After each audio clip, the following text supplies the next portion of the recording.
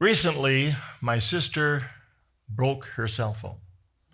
She either dropped it from a high point or she accidentally threw it against the wall. Doesn't matter. The phone thought there was something very, very bad going on, so it called 911. She had to explain to the law, no, I broke the phone, I'm okay, everything's fine. It also, in its last little gasp, called her emergency contact number, me. When I got a hold of her, she said, no, I broke my phone, everything's fine, but I've got to get another phone immediately. My life is on that phone. I thought about that. I said, well, yeah, she's got, let's see, phone numbers. Oh, yeah, addresses of those people, how to spell their names. Oh, and there's a calendar on there to know when she needs to be somewhere and what time. And emails, got those on there too. And photos, look at all those photos. And then I realized I was looking at my phone and our phones. How did we get this way? Media has changed over the years. And let's take it way back to the beginning of time and Bob the caveman. Bob was in his cave, comfortable with the fire, poking it with a stick, because we all like to poke fire with a stick, and scraped it against the wall. There's a little mark. Added another mark to it, got another stick. Pretty soon he had kind of an image of a bison he took down earlier that day. And he liked the looks of it. And he yelled out to his friend, hey, Leonardo. So Leonardo, the caveman, came over. Said, what? And he said, look at what I put on the wall. See that? That's a bison I got. And Leonardo said, yeah, that's nice and all. But I was over at the blueberry bush today getting food for supper and messed up my hand, and I picked up a rock. And it's right here. See that my handprint is on there, and it's blue. It's really pretty. I'm going to go show it to Betty down at Cave 5. And Bob's going, I've got a picture on the wall here. Media changed right then from making a record of what we've done during the day and making that record portable so we could show it to people. Go to my experience with moving pictures. And I have to thank Mickey Mouse for my adventures with moving pictures. And a hang crank kids projector. 16 millimeter film, you load it in with the sprockets and on down to the take-up reel, and then crank it with your hand, and there's a picture on the wall of a cartoon.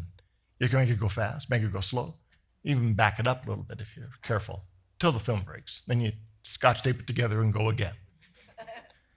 Well, that kind of got me in the proper mode for a part-time job I had one summer during high school at the Starlight Drive-In Theater and assistant projectionist.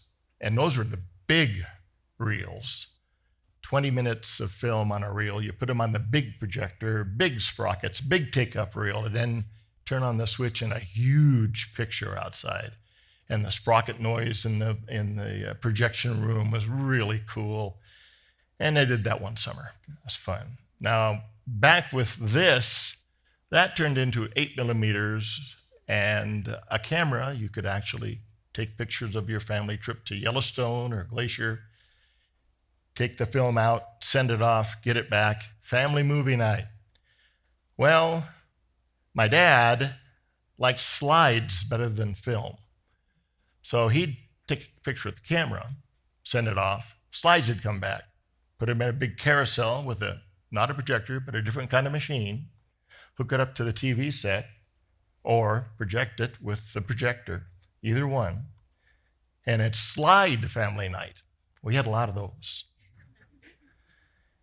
And when he passed, I got the boxes of slides. So there it was, and the projector.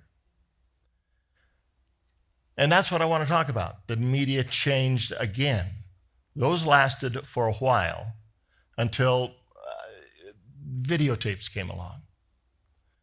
And a different camera, a little bulkier actually, but you didn't have to send the film in for developing. It was right there. You take it out, put it in a little machine, a different machine, and hook it up to the TV set.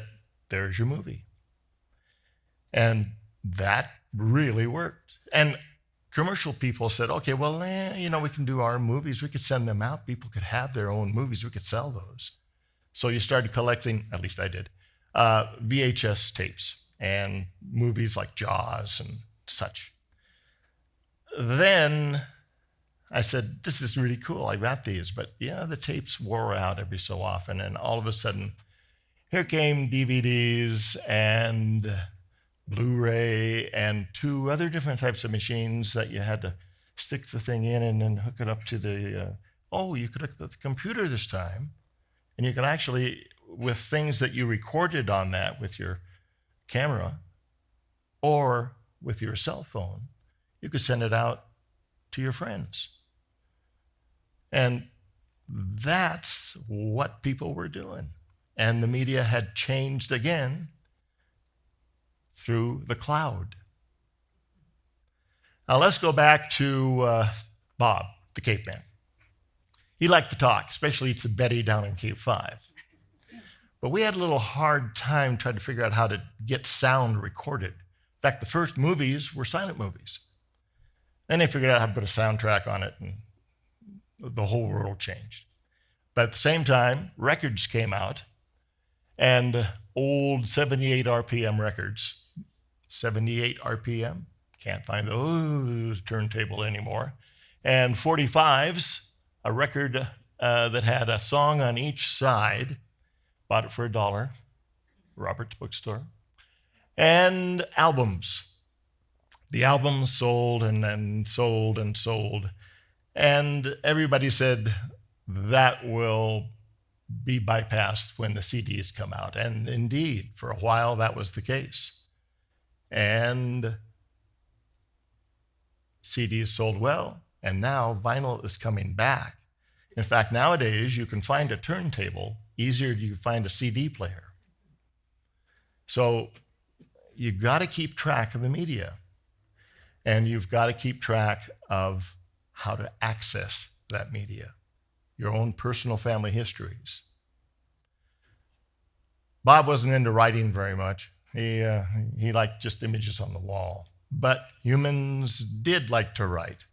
And we got parchments, scrolls, Egyptians wrote on the wall.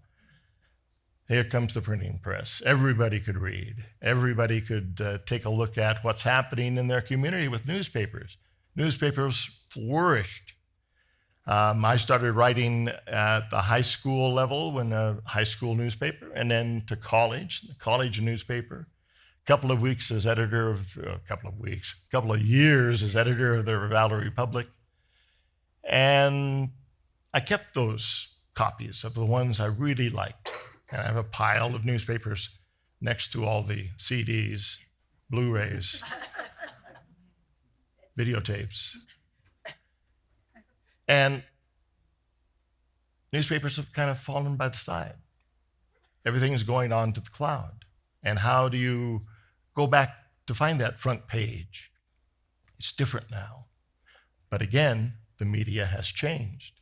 And there's actually even more information online than there used to be.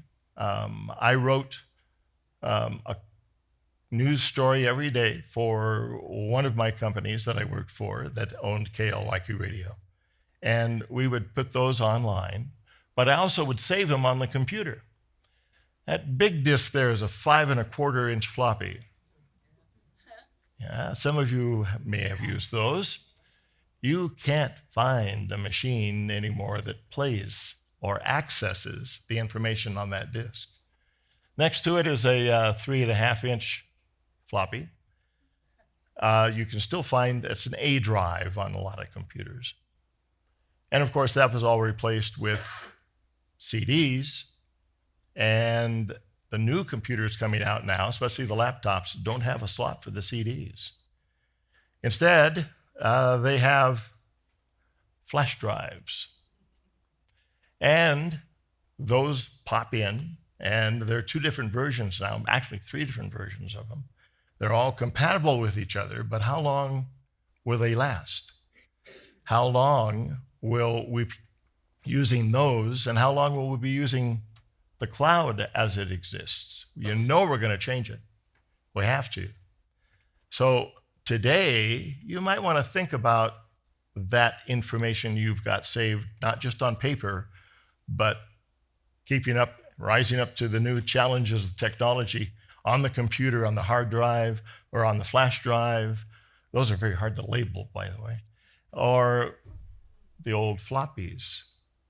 And each year, you should probably keep track of whether you can actually access that information. I've got movies of my first car, 1958 Ford Fairlane 500, by the way. I got movies of me and my cousin Marty wrecking our bikes on an empty lot. If we'd known about stuntmen, we would have saved a lot of money on Band-Aids.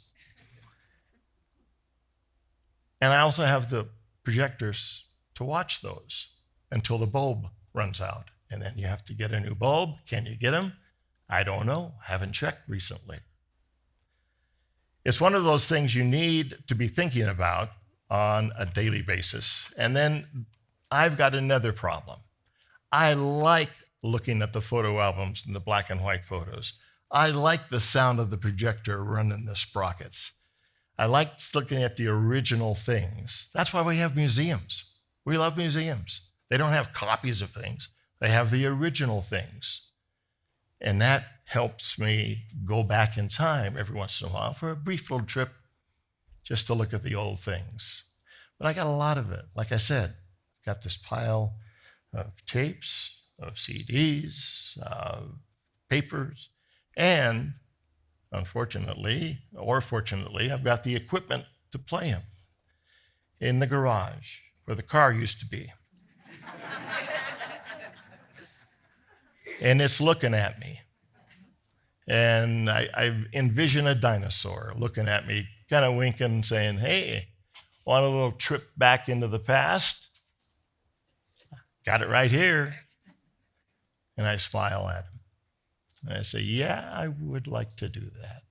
And I hop on and I ride that dinosaur into the tar pit. Do not drop your phone. Thank you.